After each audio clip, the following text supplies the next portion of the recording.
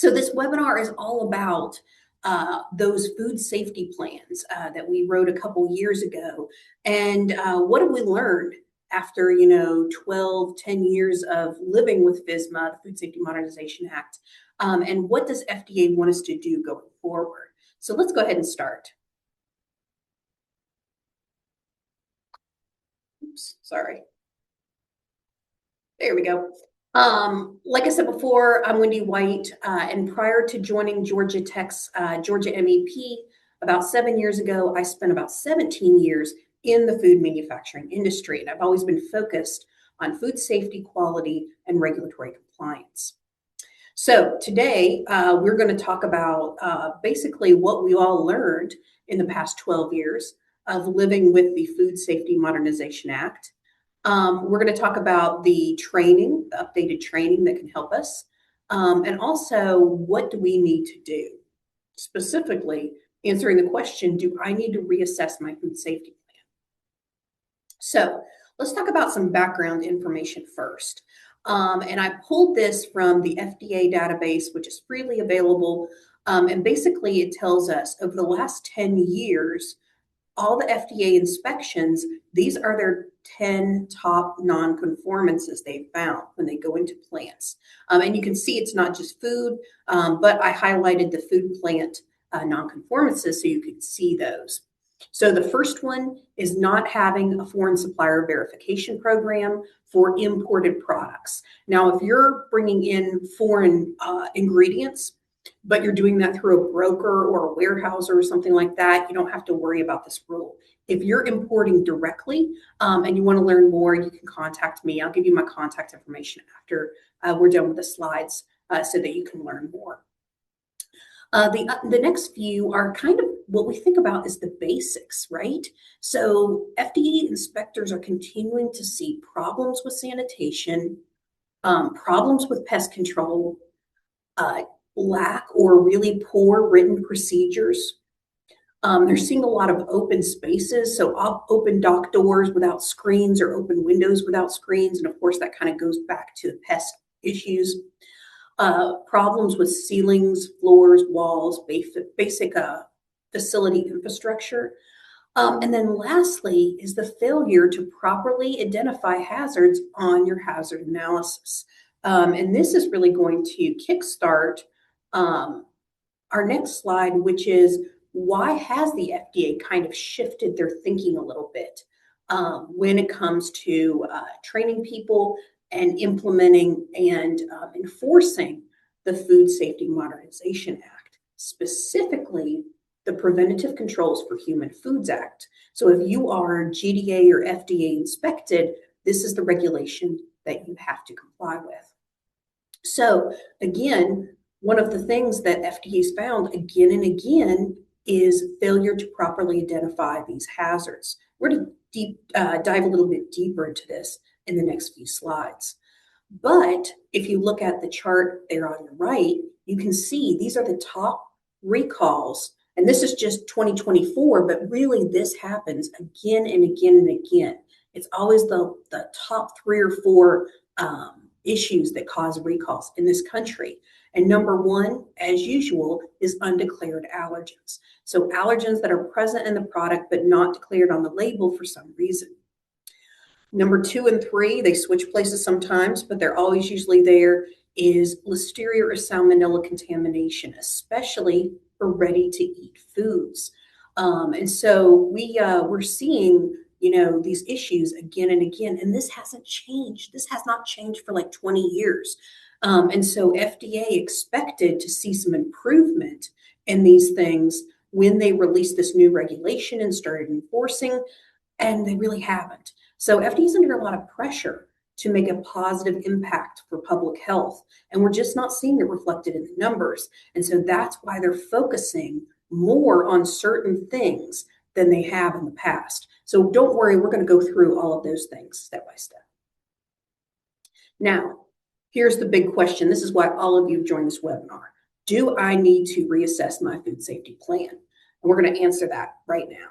So step 1, if you still have a HACCP plan and you're an FDA or a Georgia Department of Agriculture inspected plant, So that means you make a non-meat, non-egg product, then you need to have a food safety plan with preventive controls, not a HACCP plan.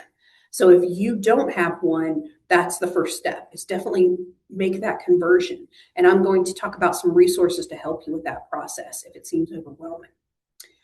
The second one is if you already have a food safety plan with preventive controls, you might need to reassess it for these things that FDA is really emphasizing lately. And so remember, reassessing or reviewing doesn't mean changing, but you need to make sure that your food safety plan is still accurate and you're still identifying those hazards. So that's the first one that FDA is really focused on, is these hazards from raw material suppliers.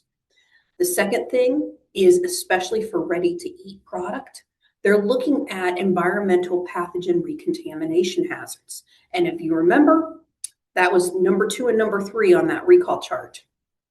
The next one is the number 1 cause of recalls, and that's partly two different hazards, either allergen mislabeling, or the wrong product in the wrong packaging, or allergen cross-contact. And allergen cross-contact is when those allergenic proteins get into product where they're not supposed to be. So we'll talk about these in a second. All right, let's focus on hazards for now. So many of you that have done a food safety plan with preventive controls probably used a document. It's extremely helpful on figuring out what hazards are associated with your raw materials or ingredients. And the FDA has written this very, very helpful document called Appendix 1, and that's the hazard database. I have a screenshot right there in front of you. If you've never seen it, it's like a 400-page PDF. It's huge. But basically, this document has given you 2 different sets of tables. The first one are biological hazards, and the second are chemical hazards. We're on our own when it comes to physical hazards. But all of these tables are subdivided into different food categories. So most of our ingredients that we bring in are on these in some form. So just a little tip, don't pull this from the website. Go ahead and download it as a PDF, because then you can use the search function, because these like 300-400 pages are very overwhelming. If you're looking for something very specific, that will really help. But they have recently, or I say in the last year and a half or so, they've updated this database. So if you wrote your food safety plan back in 2016, 17, something like that, you really need to reassess it and look at all of your raw materials, ingredients, and make sure that the hazards that you've identified in your hazard analysis are still correct. You might need to add some additional hazards, and I'll tell you what I'm talking about next. So if you look at this, this is the Food Safety Preventive Controls Alliance is the organization that FDA has gotten to create the educational material for FSMA and for the Preventive Controls for Human Foods rule. And so they created some food safety examples, which are really, really helpful when doing your own food safety plans. So this is the exact same plan. And I just did a little snapshot of dry pasta, which is an ingredient in this particular food safety plan. So if you look on the left, you can see this is the 2017 version. This is the old version. And they have, well, first of all, I want you to look at the first column, and you can see this dry pasta. They've put it on their hazard analysis in the receiving step. That's kind of what we always used to do. And then if you look on the right, it's actually called out as a separate piece of your hazard analysis. So they really like you to do it this way. If you're still doing it via receiving, that's fine. Just make sure you're really looking at every single hazard. So if you look at this, the 2017 version, we identified 4 hazards associated with dried pasta coming into our process. But if you look at the right columns, you can see the 2024 version, and all of a sudden there's 7 hazards. It's the exact same ingredient, dried pasta, but we've kind of figured out that there are more hazards associated with dried pasta than we did 10, 12 years ago. So this is why it's really important to look at all of your ingredients and compare them to this FDA Appendix 1 and just make sure that the hazards that you've identified in your hazard analysis, you aren't missing any hazards. So definitely the first step to do.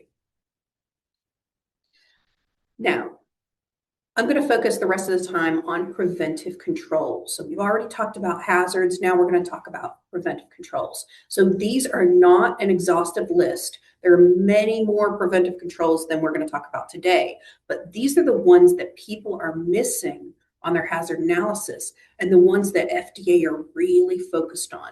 So I wanted to really go through them so that you understood, do you need this preventive control or not in your own food safety plan?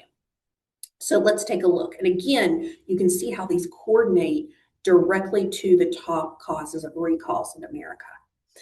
So the first one we're going to talk about is mislabeling of allergens. So that's usually the wrong product in the wrong package, or maybe the package doesn't have the correct labels.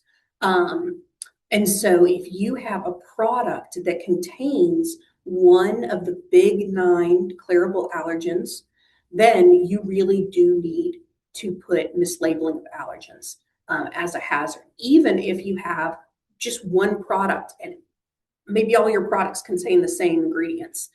So they're all going to have the same allergens. It doesn't matter. You should still be checking your labels. We'll talk about that, the specifics of each of these later. The second one is preventing allergen cross-contact. And that's done through good cleaning or sanitation. So obviously that needs a sanitation preventive control.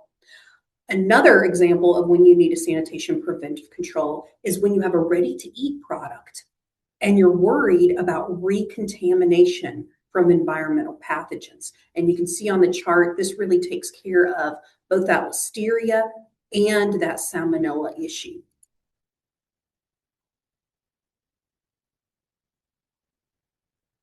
Oops, thanks, sorry.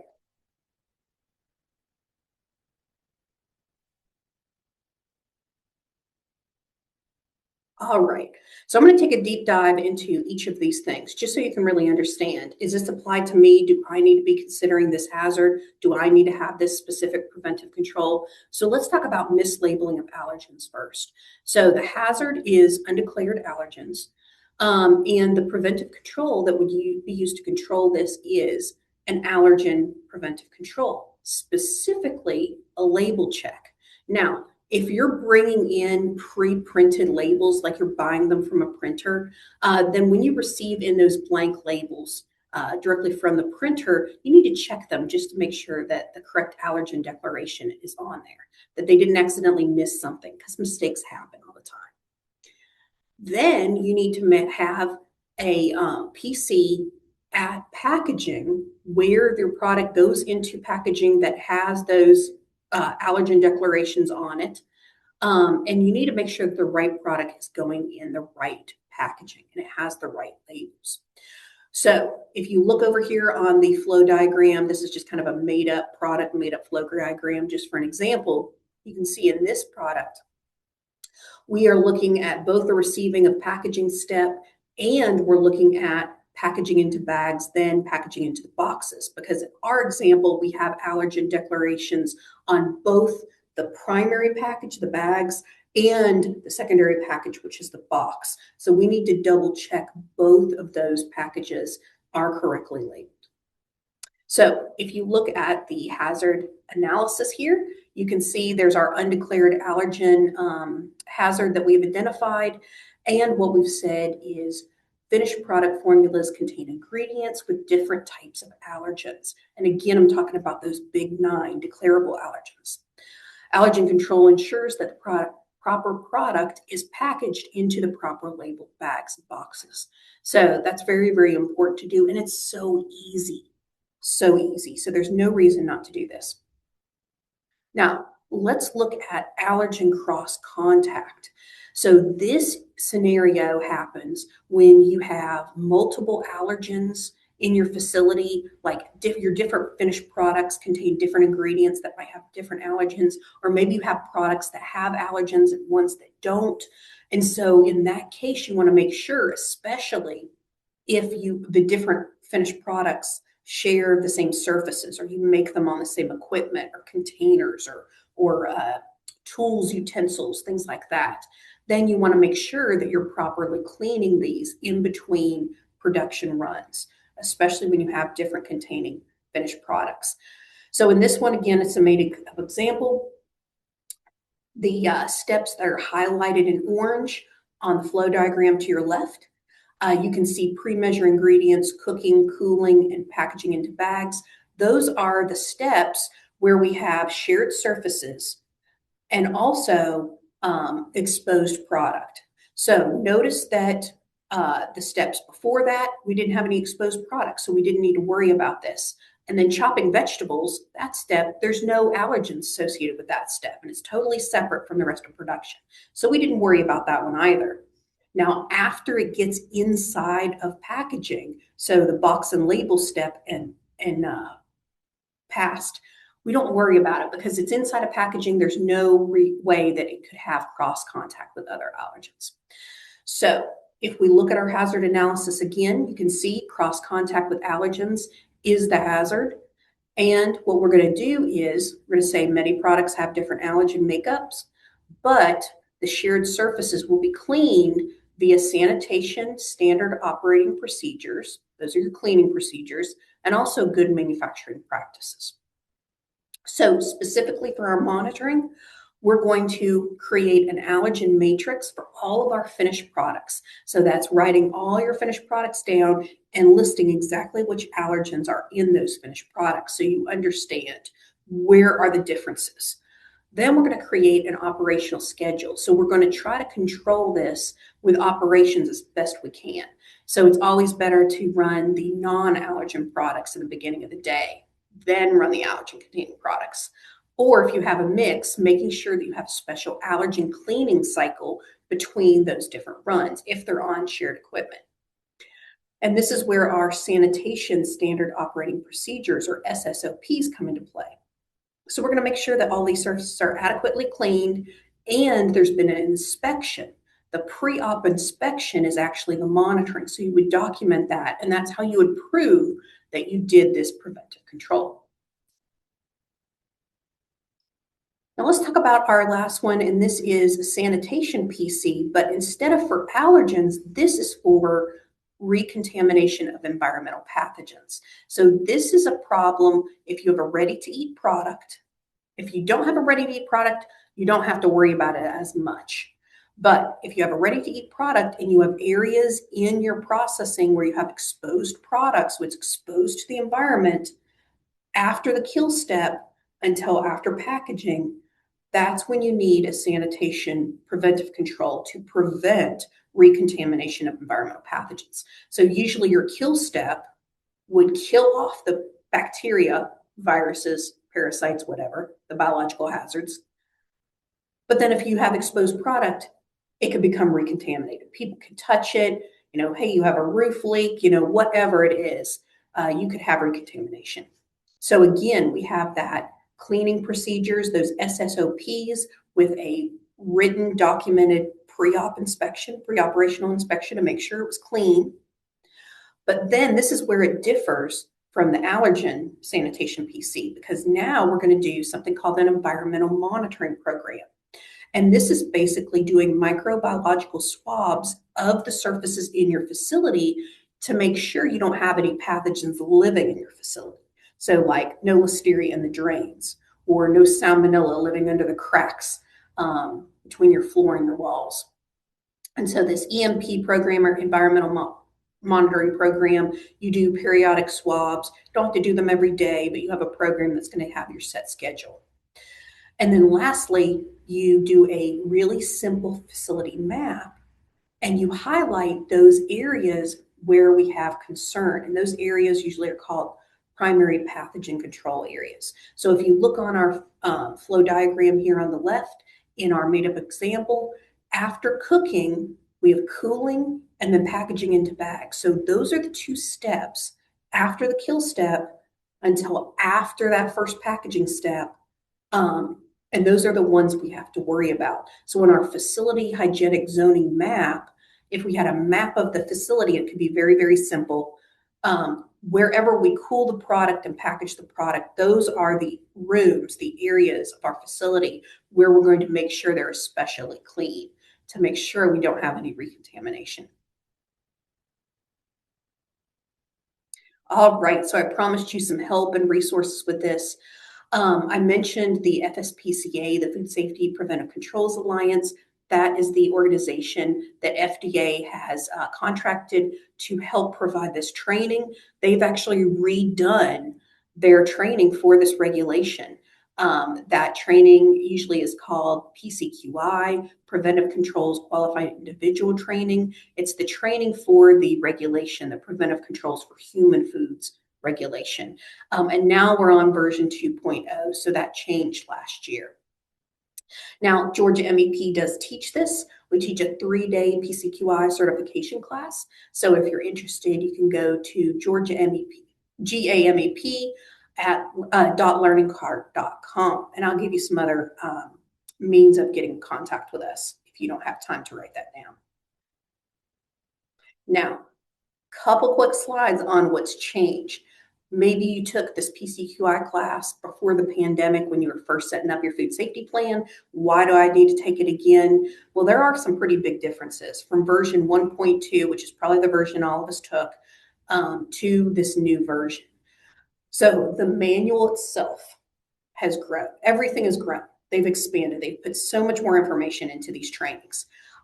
There's actually a 62% increase in size just for the student manual. And also the slides themselves, a 44% increase. And let me tell you what, as an instructor myself, it's a little bit of a challenge to teach these classes because there's so much more information and it's pretty much the same amount of time. It's a 3-day class, so it's pretty intense.